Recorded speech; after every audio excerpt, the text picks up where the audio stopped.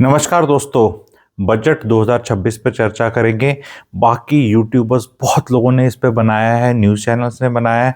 आंकड़े बहुत ज़्यादा नहीं फेंकूंगा, वो वाली चीज़ें बताने की कोशिश करूंगा जो कोई डिस्कस नहीं कर रहा, और वो एक कॉमन सिटीजन आम आदमी जो है उसको कुछ डायरेक्शंस उस तरफ की दिख रही है।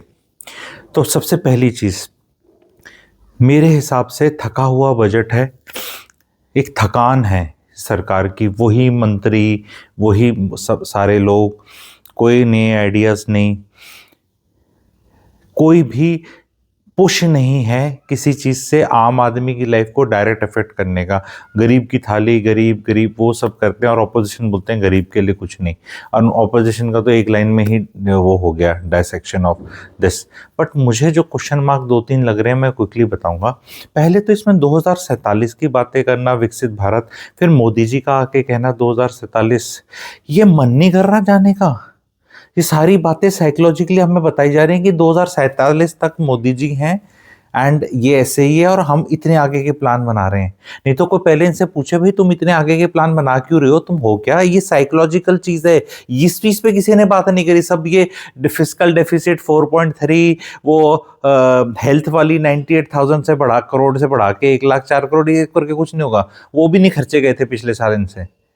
नोबडी इज टेलिंग ये पैसा जो अलोकेट करते हैं उसकी एफिशिएंसी क्या है। आपने बिहार में ये हजारों करोड़ के पुल बनाए, वो टूट गए, तो वो भी जीडीपी में काउंट हुए, वो भी लोकेशन में काउंट हुए।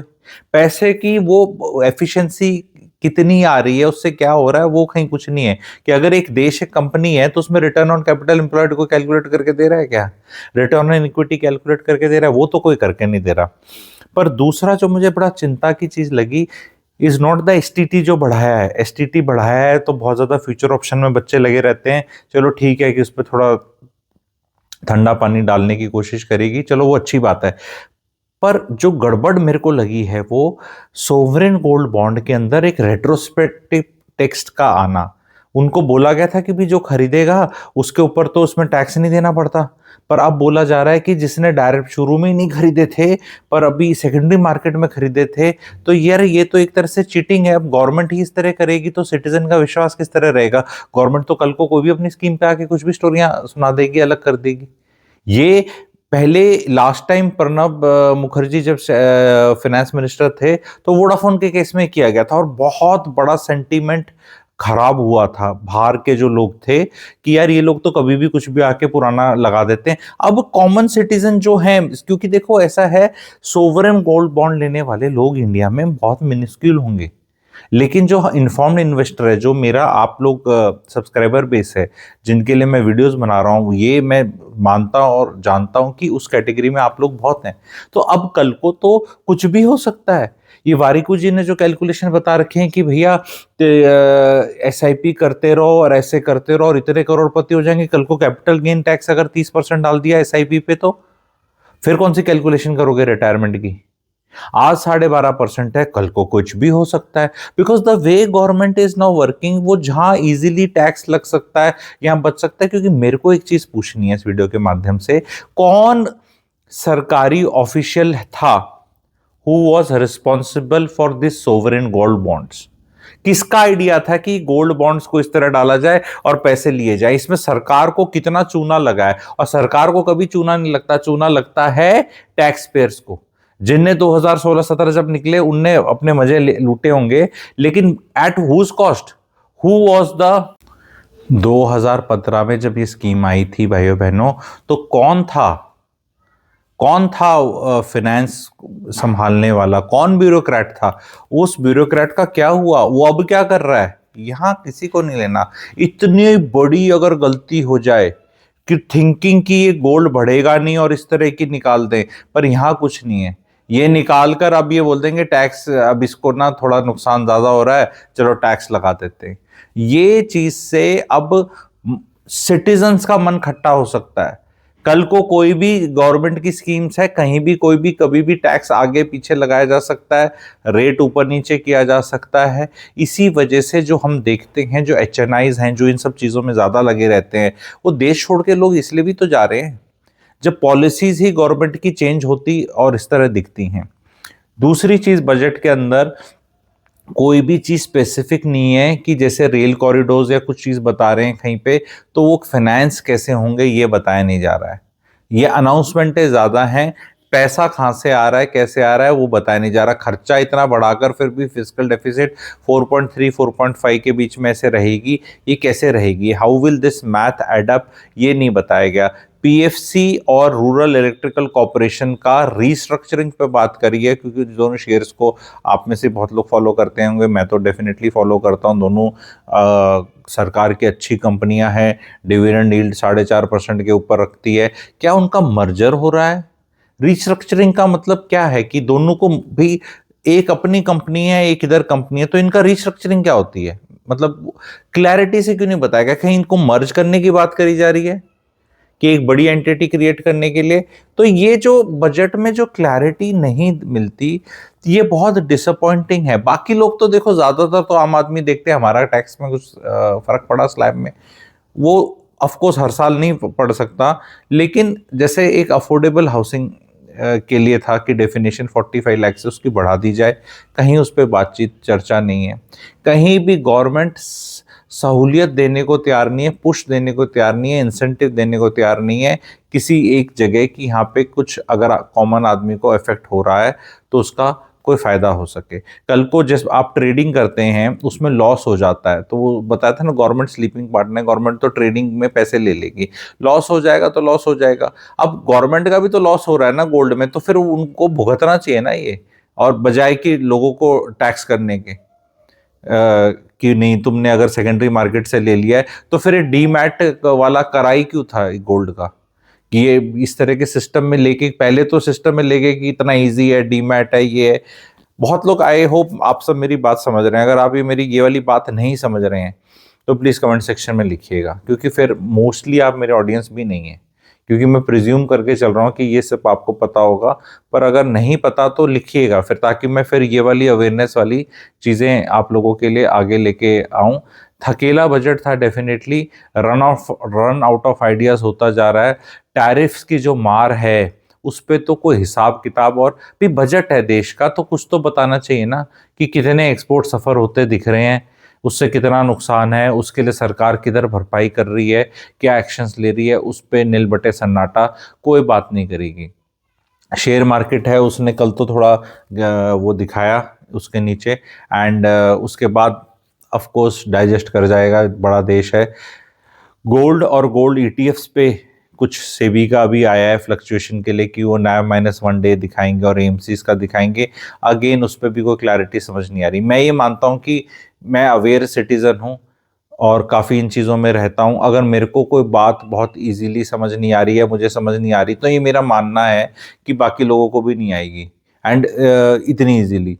कोई भी चीज़ अगर 12 साल का बच्चा नहीं समझ पा रहा है, वो ज्ञान कहीं का भी आ रहा है, तो यानी वो प्रॉब्लम है। गवर्नमेंट कैन नॉट एग्जैक्टली, वो कह रहे हैं कि 20% ऊपर नीचे तक का रिस्ट्रिक्शन करेंगे ईटीएफ में, तो प्रैक्टिकली उसमें कितना बेनिफिट हो रहा है? इतना, इससे ज़्यादा तो अभी भी इतनी वोलाटाइल में सिल्वर ईटीएफ, और वो इतना तो शायद हिला नहीं है, इतना करेक्शन है नहीं। वो हेडलाइन तो मैनेज होगी, तभी मैं बोल रहा हूँ कि ज़्यादातर ये बजट और ये चीज़ें आ रही हैं, हेडलाइन मैनेजमेंट है। एंड मोदी जी का तो आके सीधा सीधा सब कुछ पॉलिटिकल है। 2047, 2047, 2026 चल रहा है भाई साहब। 2026, 27, 28 की बात कर लें, 2047 मतलब पुराना गाना था, यम्मा यम्मा आज की रात है जिंदगी, कल हम कहाँ तुम कहाँ। ठीक है, ये यहाँ 2047, the moment somebody says 2047, any aware intelligent सुलझा हुआ citizen will get switched off, कि भाई ठीक है, फिर तो वहीं 2047 तक तो हो जाएगा। अपने आप को इतना टाइम क्यों दे रहे हैं मोदी जी? दूसरों को तो नहीं देते इतना टाइम। इतना टाइम क्यों ले रही है सरकार कि हर चीज में 21-22 साल का प्रोग्राम बता दो, रोड मैप बता दो, रो बता दो? तो काफी डिसअपॉइंटिंग है the way it has been put, and बहुत लिमिटेड स्कोप ही रहता है कुछ चीज़ें अनाउंस करने का। बहुत ही, मेरे हिसाब से बहुत ही लिस्टलेस सा बजट है, एंड ना उमंग है ना तरंग है, कुछ भी एक्साइटमेंट वो नहीं है कि कुछ किया जा सकता था। तो पर अनफॉर्चुनेटली ये कि देश के पास चॉइस ज़्यादा नहीं है, क्योंकि ऐसा तो है नहीं कि ऑपोजिशन को बिठा दिया जाए, एंड गवर्नमेंट को भी पता है गवर्नमेंट को, सत्ता पक्ष को यहाँ पता है कि देश के पास ज़्यादा चॉइस नहीं है, क्योंकि जो आम इंसान है बिल्कुल गरीब तबके का, वो उसमें सीधी लाडली भाऊ लाडली बहना स्कीम डाल दो, सीधा पैसा डाल दो। इंफ्रास्ट्रक्चर के अंदर 9-10% का 12 लाख करोड़ की तरफ वो आया है कि वो करेंगे, पर मैन्युफैक्चरिंग में कुछ ऐसा होता दिख नहीं रहा, बिकॉज मैन्युफैक्चरिंग में जब तक लेबर लॉज अमेंड नहीं करेंगे, कोई भी आदमी अपने नीचे 15, 20, 25, 30 लोग एम्प्लॉय करना ही नहीं चाहेगा। इट इज़ जो भी बिजनेस करना चाह रहे हैं उनके लिए बड़ा इजी है चाइना से माल उठा के यहाँ बेच देना। खुद की मैन्युफैक्चरिंग करने में कौन कलेश मोल ले, जब लैंड एक्वायर करना इतना मुश्किल है और लेबर लॉज इतने वो रहते हैं जहाँ पे ये भी करो वो भी करो, ऐसे भी करो वैसे भी करो, और इतने लोगों के साथ ऐसा नहीं कर सकते वैसा नहीं कर सकते, and then we keep wondering कि मैन्युफैक्चरिंग इंडिया में क्यों नहीं हो रही। तो गवर्नमेंट की तरफ से कोई भी पाथ ब्रेकिंग स्टेप किसी चीज़ में लिया नहीं गया, बहुत ही डिसअपॉइंटमेंट है। और डिसअपॉइंटमेंट बहुत बड़ी ये है कि ऐसा कोई इस गवर्नमेंट को चेंज करता दिखता भी नहीं, और ना इस गवर्नमेंट में कोई चेंज होता दिखता। मैंने पहले भी मुद्दे उठाए कि मोदी जी आप 10, 15, 20 साल तक प्राइम मिनिस्टर बने रहना चाहते हैं, जो दिख रहा है, एंड पॉलिटिशियन की होनी चाहिए ये, मतलब तो रहें, क्या दिक्कत है। लेकिन ये अपनी टीम के सारे लोगों को रखना और उन्हीं को चेंज नहीं करना, एक्सटर्नल अफेयर्स में कुछ वो लेजराइज इफेक्ट नहीं, एनएसए में ऐसा कुछ वो इफेक्ट नहीं, इतने साल हो गए, इतना कंटिन्यूटी होगी तो फिर रिजल्ट चेंज होगा कहाँ से।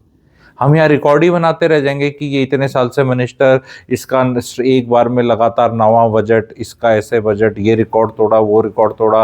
अब मोदी जी नेहरू जी का रिकॉर्ड तोड़ देंगे 2029 में, फिर प्रधानमंत्री बन के फिर ही में become the only person to become chief minister, prime minister and then president. मतलब सब कंट्री के इसी के लिए खेल रहा है। अगर हम क्रिकेट भी फॉलो करते हैं तो डू वी फॉलो ओनली कि विराट कोहली की सेंचुरियां बन जाए, तेंदुलकर का रिकॉर्ड तोड़ दे और ऐसे हो जाए, रन बन जाए, या we think India should win. हम जो कॉमन सिटीजन्स हैं, हमारा अप्रोच है India should win and we all should feel good, and हमारी भी ग्रोथ होती दिखे। यहाँ मोदी जी की ग्रोथ और विन के लिए कब तक रहेंगे, मतलब आई रियली डोंट नो। पूरा देश का मतलब ऐसा लिस्टलेस सा काम है कि बस आया और गया, कोई भी चीज़ आई और गई। अब फिर फटाफट सब कुर्सी की पेटी बांध ले, बंगाल के इलेक्शंस आएंगे और फिर वहाँ कुछ अनाउंसमेंटें होंगी और फिर यहाँ खतरे में वहाँ खतरे में। पूरे टाइम जो एंगेजमेंट होता है सोशल मीडिया में, वो किसी न किसी चीज़ का रखना, और जो काम की बातें हैं उनको ब्रश असाइड कर देना कि भाई कितना ऑर्डर, वो अकाउंटिंग है, क्या हिसाब है। मतलब इससे ज़्यादा डिसअपॉइंटिंग नहीं कह सकते कि जो भी ये इस तरह का हुआ है। आप लोगों को क्या लगता है बताएं। मैं बोल रहा हूँ कि जो सरकार के समर्थक हैं, मैं और जो सत्ता पक्ष के समर्थक है, और मैं भी सोचता हूँ कि शायद मैं भी समर्थक ही हूँ, भाई पच नहीं रहा। जबरदस्ती क्या बोलते हैं, तारीफ करनी है जी, मैं वोट देना भी वोट दे लो, 10 साल और रह लो, 15 साल रह लो, 20 रह लो, लेकिन एक डिस्पोंडेंसी आ रही है, बहुत बड़ी डिस्पोंडेंसी आ रही है कि क्या यार ये लोग कब चेंज होंगे, कब चेंज होंगे, क्या होगा। ऑल्टरनेटिव बहुत बेकार है, alternative is not that good, and that's why the country इस चीज़ में और ज़्यादा सोचता रहता है कि अब अपने काम क्या करें। मोस्ट लाइकली मैं तो एक एडवाइस दूंगा यहाँ पे, अपने काम की जो चीज़ें आपको लगती हैं उसमें इन्वेस्ट कर लें, जो आपके घर के खर्चे हैं ही हैं। अपने परिवार में छोटे मोटे घर खरीदना, रेंटल इनकम बनाना, पैसिव इनकम बनाना, और multiple income of streams banana. I think that is the way ahead, ताकि कोई एक परिवार में एक इनकम इतनी बड़ी ना हो जो टैक्स के अंदर ही घुस जाए सारी। उसमें 2-4 इनकम अलग अलग नाम के करके, इसके नाम एफडी, उसके नाम घर, ये रेंटल इधर ये उधर। दैट इज़ अब अपने लेवल पे इंडिविजुअल को सोचना है। सरकार तो ये टैक्स पे टैक्स, टैक्स पे टैक्स कोई कम नहीं करने वाली, एंड कोई रैशनलाइजेशन नहीं है। जीएसटी इतना ज़्यादा है, डायरेक्ट टैक्सेस हैं, इनडायरेक्ट टैक्सेस हैं, बढ़ते जा रहे हैं, एंड उस पर मिल क्या रहा है वो सैड स्टोरी है। थोड़ा सा डिसअपॉइंटेड है। नॉर्मली मैं वीडियोस को इस तरह नहीं रखता, बहुत ज़्यादा मैं करता हूँ, बट कई बार क्या होता है, यू कांट डिफेंड, मतलब दिस इज, यहाँ आके कोई डिफेंड ही नहीं कर सकते ज़बरदस्ती। अब हमारी कोई चाटुकारिता वाला काम नहीं कि हम बिजनेस रन कर रहे हैं कुछ उस तरह का कि भाई बहुत सोशल मीडिया पे हैं कि चाटुकारिता गवर्नमेंट की करें जी, बहुत अच्छा है बहुत अच्छा है, क्योंकि आम आदमी को तो नहीं पता चलता, वो बिटवीन द लाइन्स तो पढ़ता नहीं, तो उसको लगता है यार ये बहुत अच्छा है क्यों बोल रहा है। तो लिस्टलेस है, कुछ नहीं पता, जो आके बोला क्या हो रहा है क्या नहीं हो रहा। मजा नहीं आया। तो चैनल को लाइक करें, सब्सक्राइब करें। Thank you very much.